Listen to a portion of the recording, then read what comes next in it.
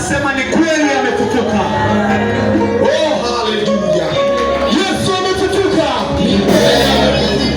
Bado sijajua kama unaelewa. Sijajua kama unaelewa. Yesu hai. Kweli Yesu hai. Watu wa Mungu. Yes. Yes. Kwa ushindi wake pale msalabani, leo hii tuna ujasiri wa kuitwa wana wa Mungu. Yes. Like kama ungejua mauti haina nafasi kwenye maisha yetu, usingekaa kimya mpendwa, usingekaa kimya. Like kama ungejua kazi anayoifanya